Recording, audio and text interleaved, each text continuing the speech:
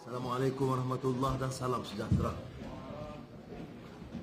Seperti mana sudah sedia maklum, pagi tadi kita telah adakan beberapa perbincangan, khususnya dengan perwakilan Barisan Nasional yang telah menetapkan 7 orang untuk berunding dengan kita dan isu dasar. Dan kita tumpukan, dan saya berpuas hati kerana perbincangan itu lebih tertumpu kepada keperluan untuk mewujudkan satu kerajaan yang stabil, yang inklusif, menjaga kepentingan semua rakyat dan wilayah di negara ini. Kemudian kita juga meletakkan beberapa keutamaan dalam dasar pemerintahan, terutama dalam bidang membangun, memacu pertumbuhan ekonomi yang lebih meyakinkan. Dan saya sangat berpuas hati dengan perkembangan ini dan komitmen ditunjukkan, walaupun dari segi muktamadnya Barisan Nasional memohon sedikit waktu kerana mereka nak meneruskan sedikit lagi proses perundingan dengan semua pihak yang telah memohon berunding dengan mereka. Okay. I'm very pleased the outcome of the meeting we had with the 7 representatives from Barisan Nasional to discuss the issue of a coalition government under my leadership. But we did prioritize the key issues for this new government. Firstly, stability. We require political stability to carry the country forward. But I'm extremely pleased because the focus is on the economy. An inclusive government will have to focus on governance and the economy, which has been virtually stagnant in the last few years. Well, this has not been conclusive because Barisan Nasional says, whether I'm personally very satisfied, but I think they want to go through the process of other meetings before they come up with a final decision. So as far as I'm concerned, what I said earlier about the commitment, I am still very optimistic that we'll be able to form a government more transparent, more democratic, to safeguard the interests of the rakyat in Malaysia. Okay, sekarang ini merujuk kepada kenyataan yang dibuat sebelum ini oleh Bersatu Pakatan Nasional. Saya saya tidak faham kerana orang-orang yang telah terlibat itu juga telah menghubungi kita kerana itu dibuat sebelum ada perbincangan dan perundingan dan ketetapan yang dibuat oleh masing-masing parti. Saudara juga telah meneliti kenyataan Barisan Nasional bahawa mereka akan membuat keputusan secara satu pasukan and block, dan demikian semua tanda tangan yang dibuat oleh sebelumnya itu terbatal.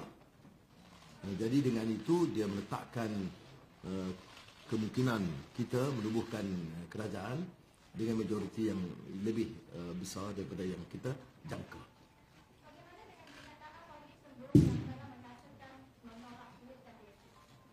Ya, dia menolak PH dan DAP, mungkin kan dengan DAP government atau PH government. This is essentially coalition or unity government.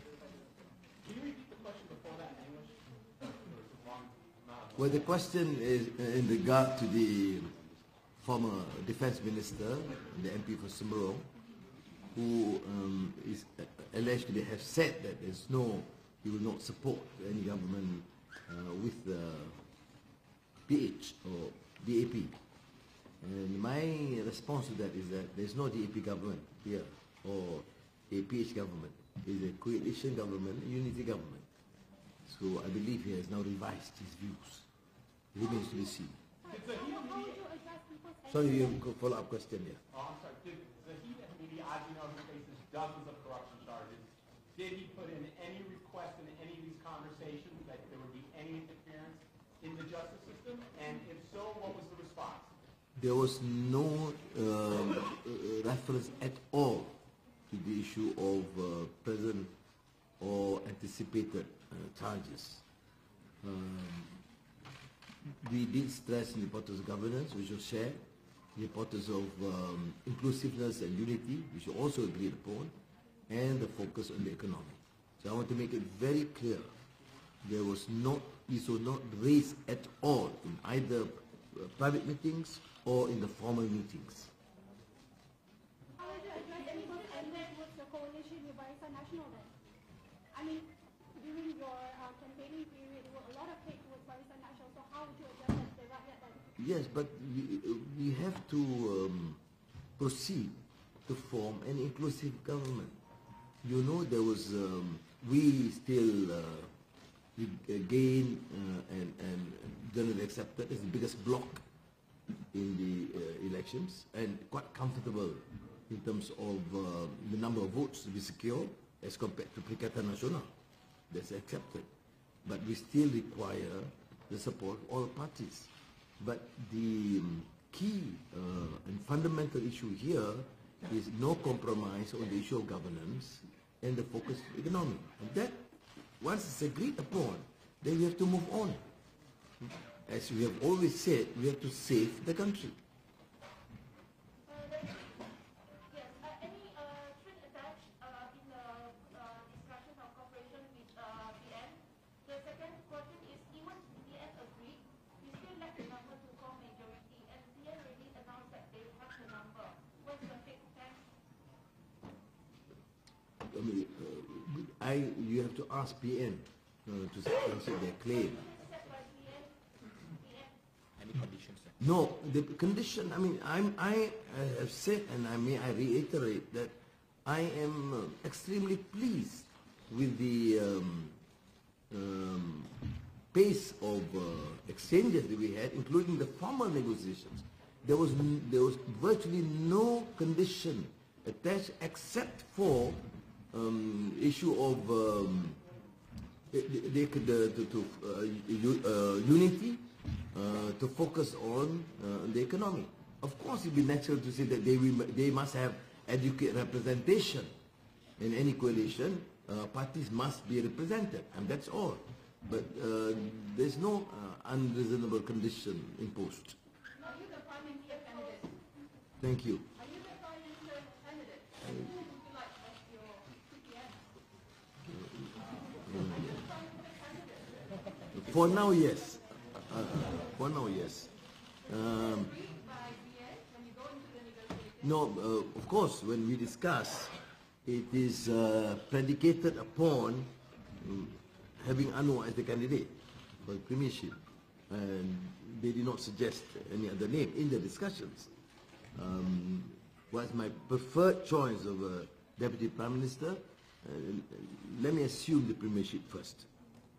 Datuk Seri, jika BN dan PES bergabung kan, apa jadi dengan kes mahkamah membabit kepimpinan? Mahkamah dia tak terikat dengan apa yang dipersetujui oleh kerajaan. Ya. Badan kehakiman harus bebas. Jadi dia jangan dikaitkan di antara proses mahkamah yang harus bebas daripada eksekutif.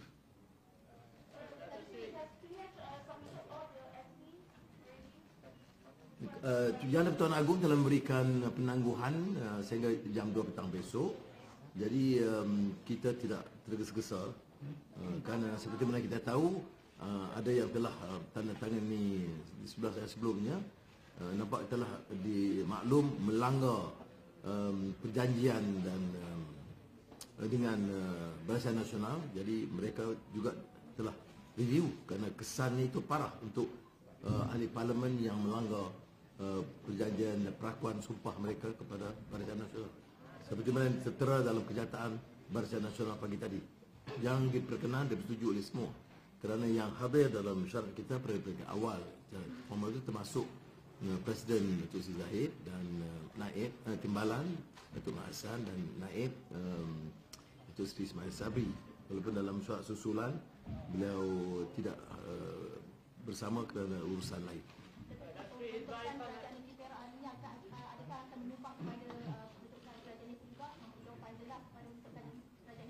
Saya menyambut positif perkembangan di Perak kerana itu menunjukkan BNPH mampu bergabung untuk menubuhkan kerajaan negeri.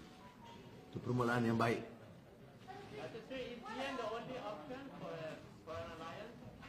No, as a main partner, yes. Are you considering Sabah and Sarawak as well? Of course, we do not preclude anyone. Has the negotiations started? No, for now the formal negotiations is with the main component of it is with BN. Okay. Okay, thank you.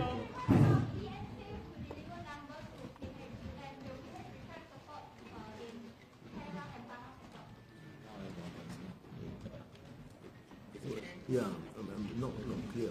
Not clear. Sorry, what did you say?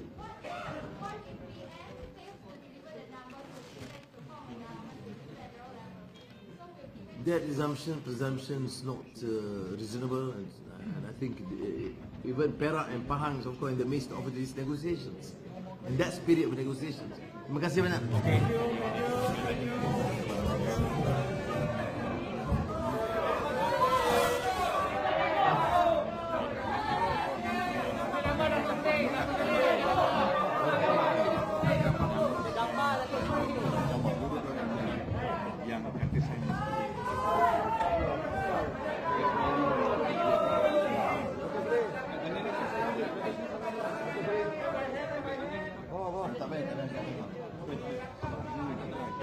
Okey, terima kasih banyak. Alright.